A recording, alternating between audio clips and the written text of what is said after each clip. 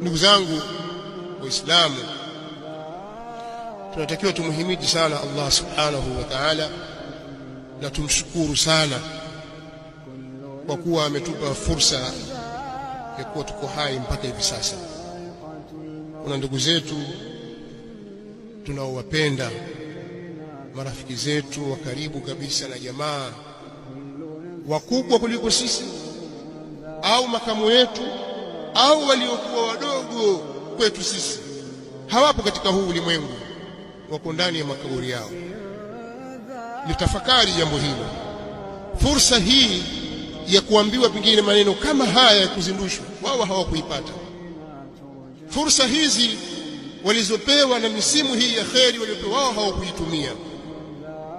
Kuna mambo yaliwashughulisha katika huu ulimwengu, walikuwa wako busy na mambo, ajira, utafutaji wa riziki. Walikuwa wako mbio sana, wanatafuta riziki. Utafutaji wa riziki ukawatoa katika njia au ukawaghafilisha katika mambo ya kheri, mpaka wakajikuta wameingia kwenye makaburi.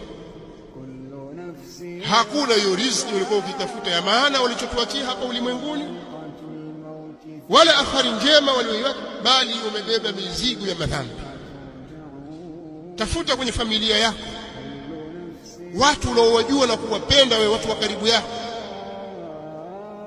waliokuwa wakubize katika mambo yao ya kilimwengu, kiasi ambacho ukimwambia jambo fulani ukamwambia, wajua bwana, maisha sasa hivi tuko mbioni kutafuta maisha, wajua nikipata nafasi.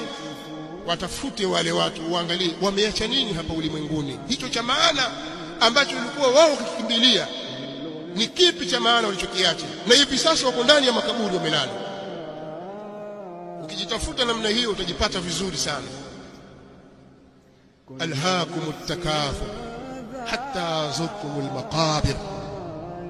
Allah subhanahu wa ta'ala anawatahariza wanadamu na kuwaambia haya iko siku zote. Alhaakumut takathur, kumewashughulisha na kuwapumbaza nyinyi wingi wa kutafuta mali. Huu wingi wa kutafuta mali huu umewapumbaza nyinyi, umewashughulisha nyinyi, hatta zurtumul maqabir, mpaka mkayaingia makaburi, mkayazuru makaburi, mkawa ni ashabi alqubur. Mbio nyingi kweli kweli, uwai ukiambiwa kaa hapa usome, wajua nitakuja baadaye, mbio kabisa, kuna haraka wewe. Lakini ujue mbele yako kuna kaburi, ukijikwaa tu hapo waingia kwenye shimo hilo, na si bure. Hapo watu hawendi kupumzika tu kwamba mwache akalale salama. Hapo ni a'mal. Madha qaddamta li nafsik, umetanguliza nini kuitangulizia nafsi yako hapo? Fursa umepewa ndio hii kwenda mbio namna hii. Sasa kwa nini sisi hatuile mazingatio kwa watu wetu? Kwa nini tunakata tamaa? Na sisi tushaondolewa mlango huo, tusikate tamaa. Wa rabbukal ghafuru dhur rahma, Mola wako wewe ni mwingi wa msamaha, msamehevu mno, tena mwenye huruma. Ashaondoa pazia hilo, usikate tamaa, rudi kwake, atakusamehe ikiwa njia hiyo ishafunguliwa kwako.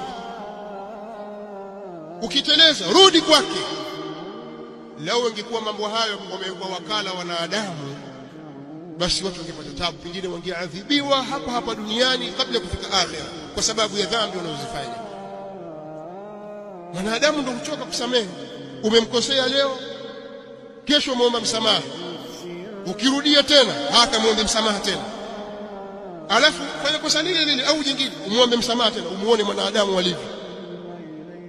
Sivyo alivyokuwa Allah subhanahu wa ta'ala. Allah yeye apenda ukikosea uombe msamaha, kwa sababu ile tadhalluli utakayoonyesha kwake kwa yale makosa uliyofanya, yeye ndiyo anayoitaka. Kule kudhalilika na kujiona mnyonge, mimi nimekosa, nafanya hivi, mimi nimemkosea Mola wangu, wanyenyekea na kulia na kumwomba Allah, ataka ile,